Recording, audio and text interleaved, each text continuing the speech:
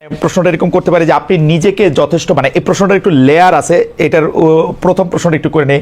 আপনি নিজেকে যথেষ্ট দেশপ্রেমিক শক্তি মনে করেন কিনা, দেশপ্রেমিক মনে করেন কিনা?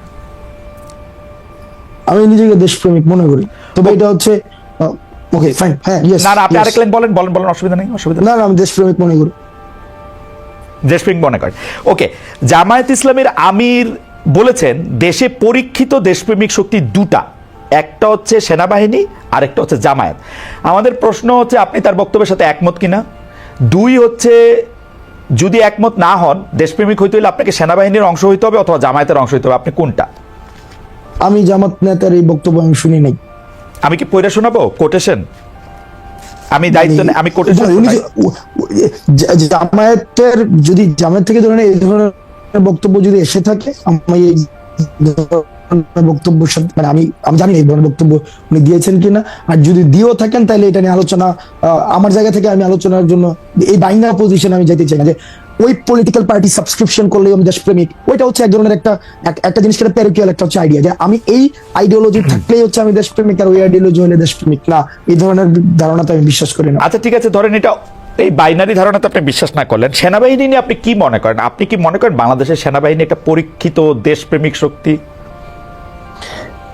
এই বিষয়ে আমার মন্তব্য করা, আমি মানে একটা ডিসক্রিপশন দিতে পারবো। এই গণঅভ্যুত্থানে বাংলাদেশ সেনাবাহিনী যে ধরনের পদক্ষেপ নিয়েছে আমি অ্যাপ্রিসিয়েট করি। আবার কিছু কিছু জায়গায় অনেক ধরনের বক্তব্য এসেছে, বিবৃতি এসেছে, সেগুলো মনে হয় যে সেগুলো নিয়ে হচ্ছে হয়তো সমালোচনা হতে পারে এক্সিট দেওয়ার ক্ষেত্রে। তবে সেনাবাহিনীর যে ভূমিকা রেখেছে তারা 5ই আগস্টের পূর্বে, তারা মানে অন্য কোনো ডিসিশন নিতেও পারতো, দেশের পরিস্থিতি অন্যদিকে যেতেও পারতো, তো তারা সেই জায়গায় যে তৎক্ষণকার সময় যে ভূমিকাটা রেখেছে সেটির জন্য আমি সাধুবাদ জানাতে চাই। তবে সেনাবাহিনীর সার্বিক বিষয় যে এটা লিটমাস টেস্ট তো খালেদ ভাই নাই, এটা লিটমাস টেস্ট আপনি কেমনে করবেন যে ইভেন্ট বেসিসে লিটমাস টেস্ট হয় না যে এই ইভেন্টে দেশপ্রেমিক, ওই ইভেন্টে দেশপ্রেমিক, ওইভাবে দেশপ্রেমিকের লিটমাস টেস্ট নাই। কিন্তু এখন তো ইভেন্ট বেসড মানে লিটমাস টেস্টও অনেক বেশি চলতেছে, তাই না? জুলাই আগস্টে করেছিলেন, তার আগে কি করছেন? হাসনাত সাহেব ক্রোড়পত্রে লিখছেন কিনা, এগুলিও তো নানা ধরনের মানে কথা আসতেছে, কিন্তু সার্বিকভাবে দেখার জায়গা তো সার্বিকভাবে দেখার জিনিসটা তো আসলে নাই।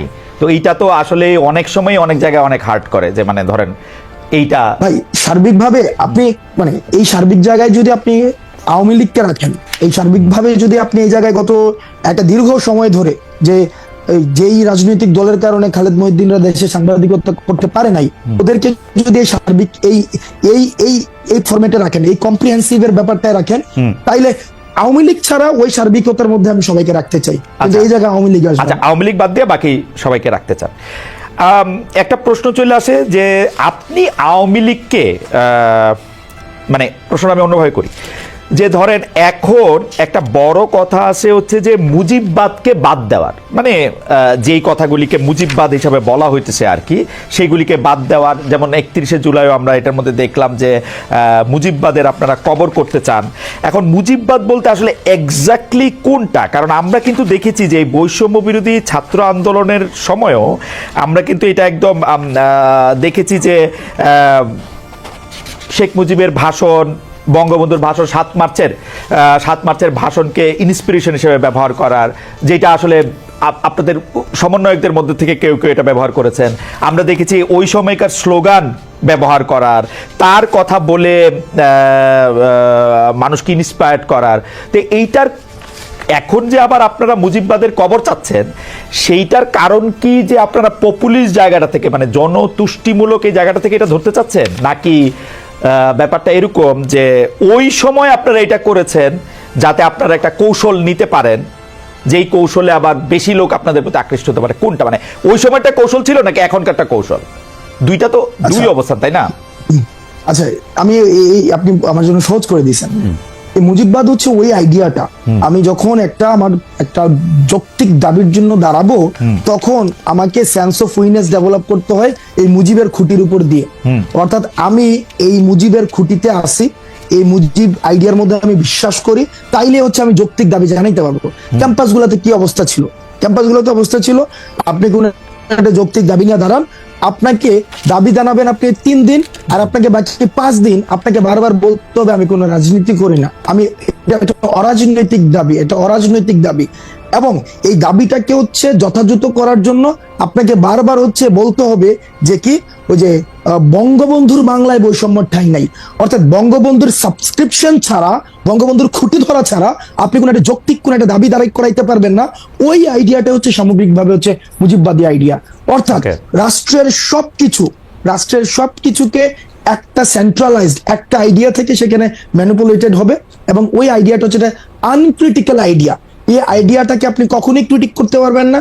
ওই আইডিয়াটা হচ্ছে মানে একটা একদম সবকিছুই বঙ্গবন্ধুর স্বপ্ন, ওরকম ভাবে ওই লাইন থেকে সবকিছুকে একদম সেন্ট্রালাইজ করা হবে।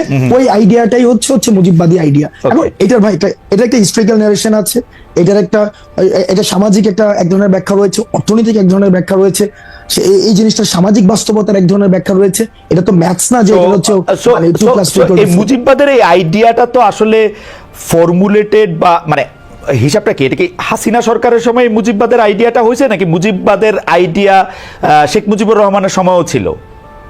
শেখ মুজিবুর রহমানের সময় ছিল। আপনার যখন মুক্তিযুদ্ধটা হয়েছিল ডিগনিটি, ইকুয়ালিটি এবং জাস্টিসের ভিত্তিতে, এবং সেখানে এসে ৭১ পরবর্তী সময়ে আইসা আপনি দেখেন এই প্রথম ৭১ পরবর্তীতে আপনার হচ্ছে কনস্টিটিউশনে এমন কিছু হচ্ছে আপনার আবার পিলার নিয়ে আসলো যথা হচ্ছে যেখানে সোশ্যালিজম, ন্যাশনালিজম, তারপরে হচ্ছে এখানে নিয়ে আসলো হচ্ছে বাঙালি ন্যাশনালিজম আসলো।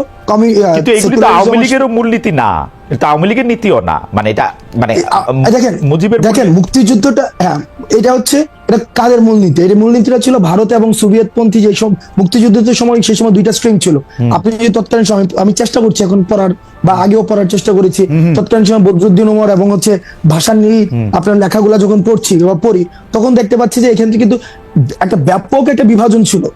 অর্থাৎ যারা হচ্ছে পাকিস্তানের জন্য যে এই গণপরিষদটা করা হয়েছিল পাকিস্তানের জন্য, ওইটা দিয়ে হচ্ছে আমরা একটা বাংলাদেশের কনস্টিটিউশন বানাইলো, সেইটাতে পুরো রিফ্লেক্ট পাইলো হচ্ছে একটা ব্যক্তির একটা ধারণা, যেটার পরবর্তী হচ্ছে আপনি মনে করতেছেন যে গণতন্ত্র, সমাজতন্ত্র, ধর্মনিরপেক্ষতা, জাতীয়তাবাদ এইটা হচ্ছে সংবিধানের মূল সমস্যার জায়গা। আপনি না ভাই না, আপনি একদম যে এভাবে কনক্লুশনে চলে গেলে হবে না। অর্থাৎ এই যে মুক্তিযুদ্ধটা হইলো ডিগনিটি, ইকুয়ালিটি এন্ড জাস্টিসের ভিত্তিতে, পরবর্তীতে আপনার মুক্তিযুদ্ধের যে সকল অংশীজনের কি মতামত নিয়ে এটা হয়েছিল নাকি পাকিস্তানপন্থী যারা রয়েছে, এটাও একটা মানে এটাকে অন্যভাবে ব্যাখ্যা করার একটা সুযোগ থাকবে, কারণ এই যুগে হচ্ছে কনটেক্সট ছাড়া কথা ইজিলি আমি বলতে চাচ্ছি তৎকালীন সময় যে গণপরিষদটা করা হয়েছিল, সেই গণপরিষদটা হচ্ছে এই গণপরিষদটা কিভাবে মানে কোন নির্বাচনের ভিত্তিতে হয়েছিল? একটা ন্যাশনাল এবং প্রভিন্সিয়াল নির্বাচন, যে নির্বাচনটা এই তর্ক তো আমরা করতেই পারি, এই তর্ক আমরা সারা জীবন ধরে করতে পারবো যে এটা আসলে গণপরিষদ হয়েছিল কিনা, ৭০ সালে যারা নির্বাচিত হয়ে আসছিল তারাই গণপরিষদে বসবে কিনা, এগুলো তর্ক আমরা করতে পারি। কিন্তু আমি জানতে চাইতেছি যে আমরা এখন ৭২-এর সংবিধান বলি বা ইয়াটা বলি, এটার ক্ষেত্রে গণতন্ত্র, সমাজতন্ত্র, ধর্মনিরপেক্ষতা, জাতীয়তাবাদ এগুলিকে আমরা সমস্যা হিসেবে দেখতেছি কিনা ভিসাভিস যেখানে আমাদের কাছে ডিগনিটি, ইকুয়ালিটি এবং সোশ্যাল জাস্টিস ছিল, এবং ডিগনিটি, ইকুয়ালিটি, সোশ্যাল জাস্টিসের এন্টিথিসিস আমরা গণতন্ত্র, সমাজতন্ত্র, ধর্মনিরপেক্ষতা, জাতীয়তাবাদকে মনে করতেছি কিনা যে একটা আরেকটার সাথে সাংঘর্ষিক। না, এন্টিথিসিস না, এখানে কন্ট্রাডিকশন আছে। হ্যাঁ, কন্ট্রাডিকশনটা একটু বলেন, কন্ট্রাডিকশনটা একটু বুঝি। কন্ট্রাডিকশন এখানে দেখেন একদম পুরাটাকে হচ্ছে বাঙালি জাতীয়তাবাদ বানাই ফেলছে, এখন সবগুলাকে একসাথে হচ্ছে একটা প্যাকেটে নিয়ে আসছে। এখন পুরা এই জায়গায় আপনি দেখবেন যে ওইখানে গণপরিষদ থেকে তখন কিন্তু যতীন্দ্র নারায়ণ লারমা কিন্তু তখন উনি অনির্দিষ্টকালের জন্য হচ্ছে গণপরিষদ। না, ফ্যান্টাস্টিক। তাহলে এই একটা স্পেসিফিক সমস্যা পাওয়া গেল যে জাতীয়তাবাদটা এরকম বাঙালি এরকম হইতে পারবে না, তাই তো? দেখেন না, সমস্যা না, এখানে আপনার প্রত্যেকটা স্টেক হোল্ডারের অ্যাকনলেজমেন্ট প্রয়োজন। আপনার যে জায়গায় সমাজতন্ত্র আছে সেই জায়গায় আবার আপনার এখানে ধর্মনিরপেক্ষতার যে আলাপটা, আপনার এখানে একটা ধর্মনিরপেক্ষতার আলাপ তো যুদ্ধের সময় ছিল না। এখন আমাকে আবার এখানে বলা হইতেছে হাসনাত আব্দুল্লাহ আজকে ক্যাপশন যাবে যে এ ধর্মনিরপেক্ষতার বিপক্ষে।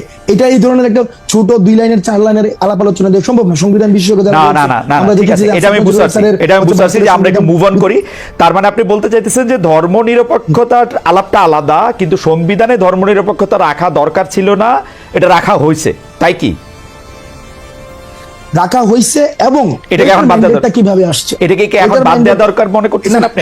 আবার ভাই না না, নাকি এটা নিয়ে আপনি আলাপই চান না? না, আমি বুঝি না, কিন্তু আমি- এটা নিয়ে নাকি আপনি আলাপই চান না? না না আমি আলাপ চাই, আমি আলাপ চাই, আলাপ আলাপ চান? চাই, তবে সে হ্যাঁ অবশ্যই আলাপ চাই, সেটা আলাপ হওয়া উচিত, কিন্তু এটাকে যদি আপনি এভাবে বলতে চান, হাসনাত আব্দুল্লাহ এটা চাইছে যে সংবিধান হচ্ছে ধর্মনিরপেক্ষতা আরে ভাই, থাকা উচিত হাসনাত না। আব্দুল্লাহ চাইছে এটা- সেটা বলবো কিন্তু কেন? আমি আলাপটা বোঝার জন্য, আমি আলাপটা বোঝার জন্য আলাপটা হচ্ছে যে মুক্তিযুদ্ধটা যেভাবে হয়েছিল, মুক্তিযুদ্ধটা যেই অবজেক্টিভ সামনে রেখে হয়েছিল, পরবর্তীতে ৭২-এর যে সংবিধানটা হয়েছিল, এই মুক্তিযুদ্ধের গণ আকাঙ্ক্ষার প্রতিফলনটা এই সংবিধানটাই হয় নাই, Okay. আওয়ামী লীগের আকাঙ্ক্ষার প্রতি আওয়ামী লীগের আকাঙ্ক্ষা জাতীয়তাবাদ, আমি একটু